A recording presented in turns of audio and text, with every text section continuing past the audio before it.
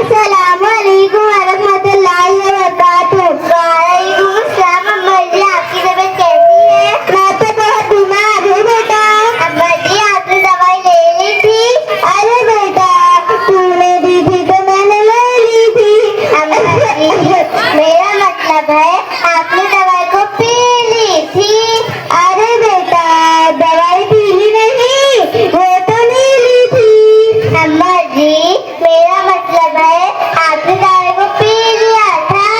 अरे बेटा दवाई को पी लिया नहीं था, पी लिया तो मुझे था। अरे अम्मा जी मैं क्या बोल रही हूँ, आपने दवाई को रख लिया था। अरे तुम ही तो कहती हो कि दवाई को मुंह में फ्रिज में रखना था, और अब कह रही हो कि दवाई को मुंह में रखना था। कैसी बातें कर रही हो बेटा? अम्मा जी दवाई को अम्मा जी आप जाए दवाई को मुंह में रख ले। अरे मैं दवाई को मुंह में रखूंगी तो खाना कैसे खाऊंगी? मेरी जान है मर जाऊंगी। तू तो यही चाहती है ना? अम्मा जी दवाई को मुंह में रख के निकलना भी है। अरे बेटा मैं क्या तुझे दरिंदर नजर आती हूँ जो दवाई को मुंह में रख के निकल जाऊंगी?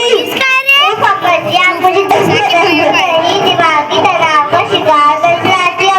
आप जाए दवाई को मुंह में रख ले, रख के निकलना भी है। निकलने का मतलब है अंदर लेना है।